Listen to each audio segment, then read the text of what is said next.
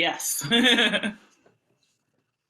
Well, welcome to Chatting with Creators. There it is. Any questions before we get started? Yeah, no questions. Awesome. Well, hey everybody, welcome to the show.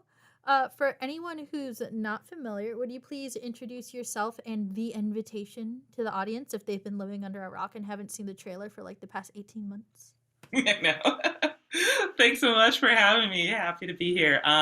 Yeah, so I'm Dara Taylor. I am the composer for The Invitation, which is a gothic horror film by Sony that came out just a little bit ago, and I think it's still in theaters now. Oh yeah. Well, I Just in mean, time for Halloween is Halloween. coming out. Yes. And I mean, they've been advertising it for so long that I wasn't even sure when it came out in theaters, to be Yes. completely honest.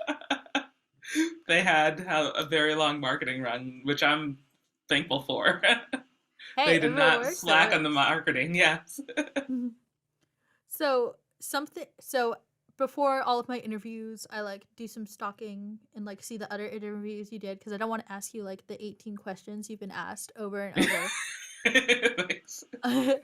Because people can Google that. Like, you're not Yeah. coming on the show to like to give the same interview you've already given.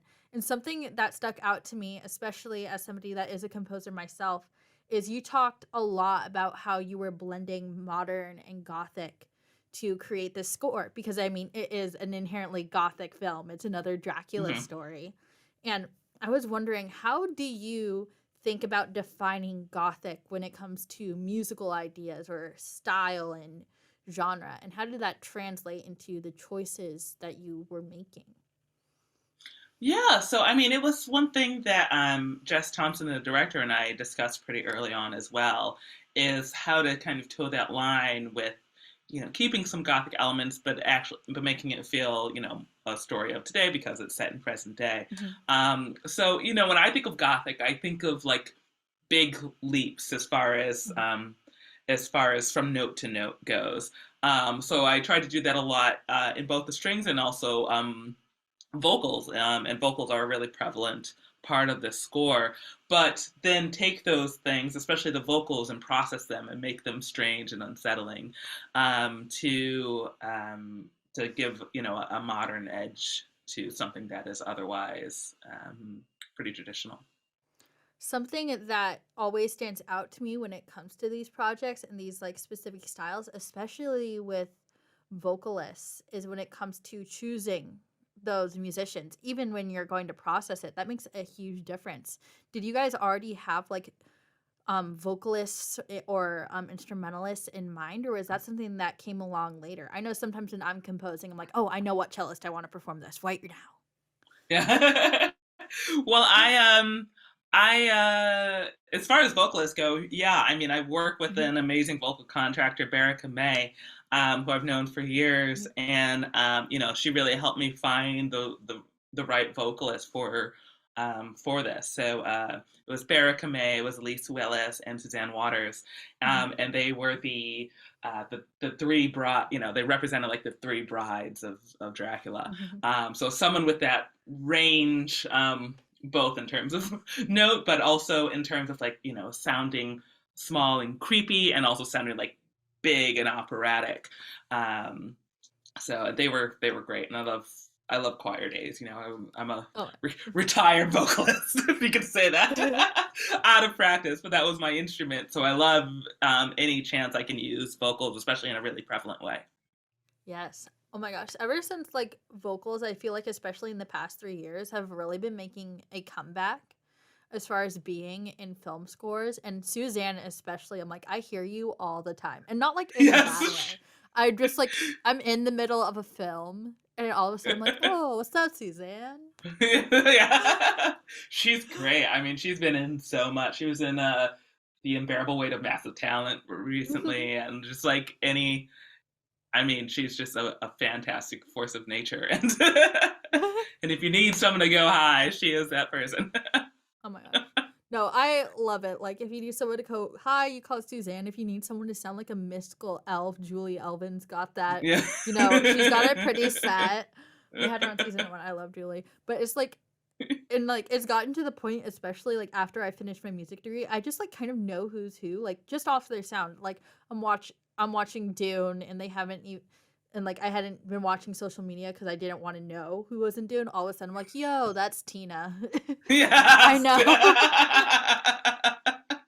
Yeah, she That's the does have a cellist. very specific sound. Uh, I no, I love it. And but Mhm. what I loved with the score is like even though all these musicians like have a distinct sound, the way you processed it was just I don't even it was in a way where it felt like I not only pictured these musicians in my mind, but I pictured the black veil. I pictured, the blood dripping off the walls. And so like when you're creating these processes for developing these instruments, if I was to go into, Spitfire, East West, pick your thing, and I decide to buy your processing package, what would be inside it? What presets would I be seeing? Ooh, I used a lot of fuzz on this Yeah. actually. So like just like from waves, like MDMX fuzz. And you got some sound toys, probably a decapitator in there, and um, I love a little Valhalla shimmer for effect. Mhm. Yeah, I use and one of the things I did the most to the vocals was reverse them also. Um, so that kind of started the eeriness and like taking away some of the more familiar parts, or Mhm. the thing in voices that are supposed to soothe you, and kind of stripping that away by just reversing it, and it just feels otherworldly, but you're not sure why. It's just like, this is supposed to be pretty, but it's making me feel Mhm. weird. um, I mean, that's um exactly what our characters are experiencing. They're like, "This should be yeah, nice." yeah, this is beautiful. So um, so yeah, just and I like to play around with a lot of things, or I'll run things through my temper amp when Mhm. necessary. So um, yeah, I'm I just have to say my favorite, like, process sound was this pots. yeah. Yeah, there's like some like scraping sounds. I like to play around with found sounds also Mhm. when possible. Yes, especially, coming out of the pandemic gives you an excuse to stay home and just play with things. Yes. Exactly. Well, we already kind of talked about like the three brides, but tell me more about these character themes. I was like most interested with how did they like change as you guys were going through the production process? If they changed at all, like what was your thought process as you were creating these themes and melodies? Yeah. So there's a main theme for Evie, Mhm. which kind of starts off, while she's back in New York, and is kind of simple and sweet, and like an acoustic guitar, and that's brought up a few times in particularly in the acoustic guitar, and sometimes in a harp, as she first arrives, and as things are still good. But as things start to uh, progress, she that theme kind of goes into, sometimes it's in a strident string or a process string, or sometimes it's hinted a little in a vocal, and um, so I think the character of it changes, especially as she gets um, sucked into this, pun intended. She also the funny thing is, as she becomes more victimized, she also gets stronger at that same time. So I really wanted to show not necessarily someone that was free that is now trying to be contained, but someone that was maybe a little more tepid in the beginning, becoming stronger and fighting against her oppressors. Yes. Oh my gosh. Yeah. One thing that has struck out to me really in Hollywood, like this past half decade, is there's this real theme of BIPOC women doing really well for themselves in New York, and then they get taken to Europe and Asia for very dangerous situations. Like what Yeah, Crazy it's Rich Asians, that's The true. Invitation, um, The Princess Switch. Yeah, Like, just don't leave. Don't leave home. That's the well, it's message. specifically BIPOC women living in New York. Yeah. Like Yeah. if a white woman gets taken from New York, she's going on a fantastic adventure. But if it's a BIPOC woman, you're about to be victimized by your significant other's family. That's what I'm learning. I know. Wow. I didn't quite pick up on that trend, but you're right. Yeah. That's why I'm staying in But then they Boston. I'm come not out going to New stronger York at the end. or dead, but Or usually dead. stronger But or yes. both. Yes. No spoilers. The two are not mutually exclusive in this Yes, that is true. That is true, especially in horror. one. Well, kind of jumping off of that, this story is one of probably hundreds of at this point that are based off of the original Dracula literature, which is also like one of the first horror novels, which is so cool. What do Yeah. you think sets this project apart from the other, Dracula inspired things? And were you inspired by any of the other Dracula fandom creations as you were writing this music? Yeah, I mean it's fun to be part of this canon now, Mhm. which feels really special. What I think is what sets this apart, especially, is that it focuses on the brides. Mhm. And Dracula, obviously he is a force to be reckoned with, but it is not necessarily his story, but the story of the people that he has hurt. Um, or the people that are against him, or it's although he is obviously a main character, it is not his story, it's Evie's story. Mhm. And it starts before him, it ends after him. um, yeah, just kind of seeing it from a different lens. And no one, because even Van Helsing, it's still Dracula focused. Like they're there to murder him, but he is not the main focus of the story. He is the foil. Mhm. And there was another part of that question that I've forgotten. So Did any of like the rest of the various Dracula canon that's come to exist over almost over a century now, like influence you when you were thinking of the music that you wanted to write? I mean, I think in some parts, Jess and I, we talked about little ways to hint at some things in the canon, like Renfield or Mr. Field. Mhm. In some parts of the canon, he eats bugs. There's a bugginess to him. So Mhm.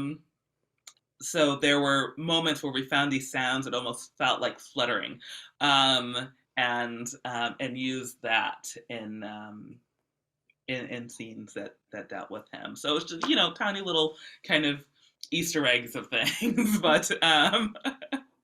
I love but we that. really just wanted to be kind of self-contained also. It's interesting you say that because what stuck out to me almost the most, because I'm a total nerd, when I was watching this film and listening to your score was, I don't know if you're familiar with this. I thought immediately of Buffy the Vampire Slayer.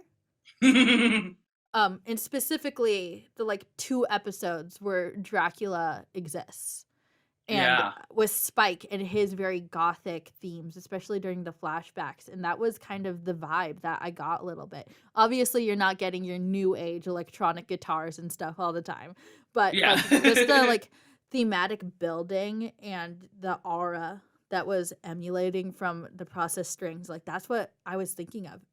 But that's just because I'm a total nerd. I don't know if you're familiar with Buffy, but that's what I was I am thinking very of. familiar with Buffy. I don't. It's been a while since I've gotten that far. I actually started rewatching it like a year ago, and I think I got up through like season 4 or 5, and then I got Mhm. distracted. But um, yeah, I mean, I think and Buffy also is like taking a vampire story and bringing it to the Mhm. to the present day, and whatever was present day at that moment versus present day at this moment, and finding those elements to lean on. And as always, both of these are still better love stories than Twilight. It's just a fact. People will love what they love. Oh yeah. I am just heavily biased by the fact that I was a 13-year-old in 2013. So Yeah. Like, my entire school was obsessed. I wasn't allowed to read or watch it, but, like, I'll admit, there was a while where my dad had to, like, almost force me to watch Buffy because I was like, "I refuse to be a part of this." Yes. You were But the I'm glad he counterculture. Yes. did.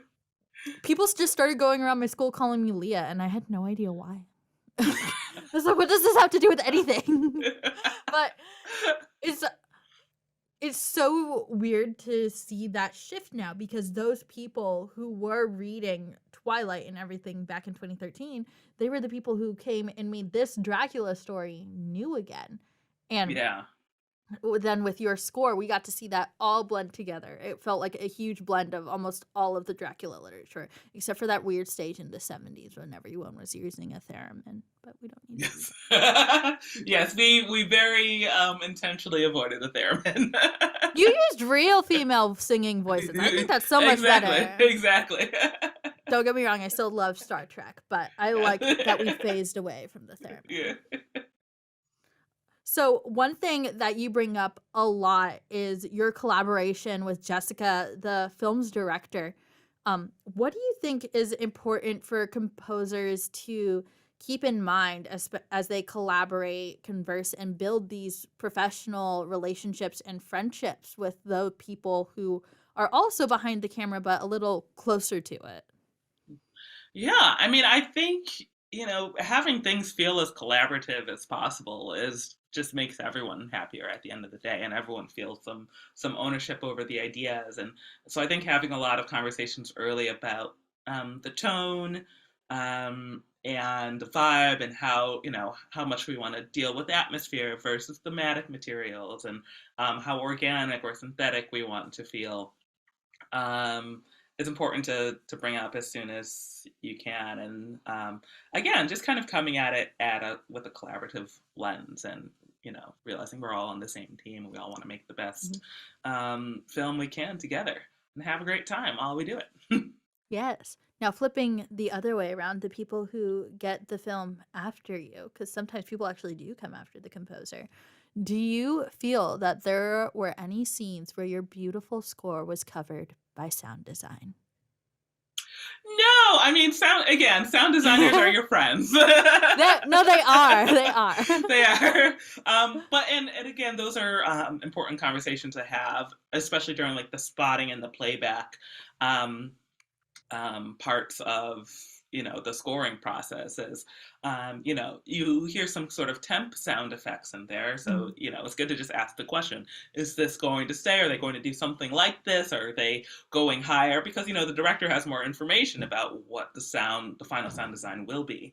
Um, so if they're going to be low and rumbly, maybe we stay up high and find a way to have a symbiotic relationship. Um, but yeah, and I think the dubbing mixers did a great job, or the re-recording mixers did a great job at blending it all together and finding space for everyone to tell the story. Hell yeah, that's what I like to hear. I've heard a lot of stories, especially in action and horror, from composers who are like, and then the sound design covered this cue I spent 5 weeks on. But I'm Yeah, like, but so sometimes I am that's going to genuinely happen. happy to hear. Yes, but I'm like genuinely happy to hear that there was kind of a symbiosis between all this, and that is just so cool. Especially because Yeah. sometimes when I'm in that theater, and especially when I'm at home and I can put on my secret composer headphones, and I can, really listen in. I'm like, oh, there was a melody in there. Let me find it. I didn't really have any moments when I was watching that film, so I was almost like, either this went really well or I need new headphones. Yeah. And I am a grad student, so that was very possible. Yes. So, my next question is a very open one. What is one of your favorite moments from when you were recording this and working with your musicians? Any moments that stand out to you as that was just a great day? Hmm. Again, I love choir days. So Yes. I'm trying to think of a particular moment in there. I mean, sometimes it's just watching. I also just love to watch the Mhm. the the singers or the players watch the film too, and if we're like playing it backwards, we're like, you know. And it works in comedy too. It's fun to also, like, you know, if you're recording and then just kind of keep recording as it rolls, and like you catch a little laugh track there. Um, but yeah, I think especially anything kind of experimental that we did during the recording process, or it's like, you know, let's add a third here, or like let's. There was one cue where we had again this kind of repeating motif, and the three voices, and then we decided to have the highest voice, Suzanne, um, go up go up a half step with every iteration, so it kind of has this shepherd's tone effect to it, but the rest of them stayed still, and like it just creates these fun little dissonances and harmonies that um, to kind of heighten the tension in that moment. I love that. My music theory teacher, Dr. Stan Kleppinger, who may or may not watch this, last year at the University of Nebraska in his Schmerg analysis class, actually had an entire day dedicated to when melodies build dissonance based off of how they move in seconds up the chromatic Mm, scales. So I will be sure to send that to him so that he can yeah. add it to his literature that he nerds out about. I'm sure he needs Yes. it. Sounds great. Calling out my professors. Yeah. Please raise my grades, even though I already graduated. Gosh, I love that. Well, any final notes for young composers and musicians who are going to be watching this film and listening to this soundtrack? Anything they should be looking out for? Any things you feel you learned from this? Like, hey, you should look up this technique. That was really cool. I think just like, you know, the power of play, and like having you know, so much sandbox time to play around with things, and like and especially nowadays, you have some really inventive scores out there. You know, you've got, you know, your Lokis and your White Lotuses and Squid Games, and like things that are just or Chernobyl. You know, not being afraid to just think out the box as much as possible and just try it, and you know, how effective how more effective music can be with picture, because like, oh yeah, that's kind of cool, then you put it up against pictures, like, oh wow, that works so much better than it did just in a vacuum. Yeah. Awesome. Well, Dara, thank you so much for joining me on the show and giving such amazing answers. You definitely made my editing process a lot easier than usual, so I Oh, appreciate good. that. All right. Thank Well, thank you. you. Have a great Halloween weekend. Don't get bitten Thanks. and don't Yes, go to I'll your try my left. best. Yes. Bye. Thanks, Sapphire. Hey, everybody. Thank you so much for watching that podcast with Dara. It was so much fun to just have her on the show and talk about The Invitation. Horror's not really my thing, but I do think she did an amazing job with this score. And I just wanted to give you guys a little heads up. If you haven't seen it yet, my album and the short film by Daniel Ikbiama that goes with it is out now on YouTube, on my website, and wherever you stream music. It explores a magical ecosystem that becomes industrialized by humans. As you might imagine, it doesn't go very well. I got to do so many fun things with this album, but my favorite thing is that I got to work with a theatrical narrator, a rapper, a jazz combo, a percussion quartet, and use electronics. It's a lot of fun. And here is a little sneak peek for you.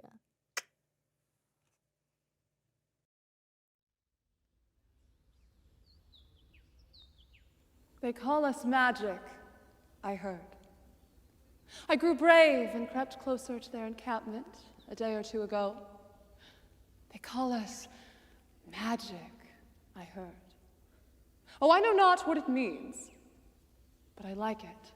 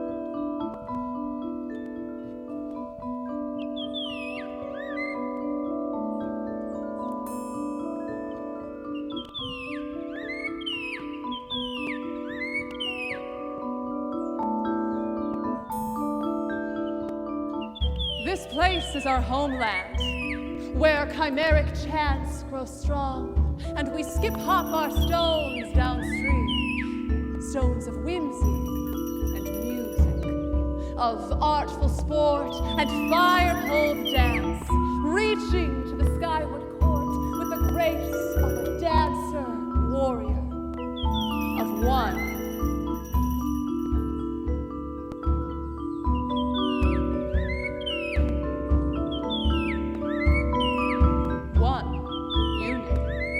That is what the winds told us upon the day of birth. The sun spoke serenity, and the moon mused of union. Each of our voices unique, yet each timed with another, crafting divinity with the steadiest of treads. Flying and falling defied, wartime and zone defeated, by fearsome strength, by reckless love. We can help them, I am sure, at those who call us magic. Eyes askance, they look afraid, or wary, at least, betwixt pale light. We can help them, I am sure.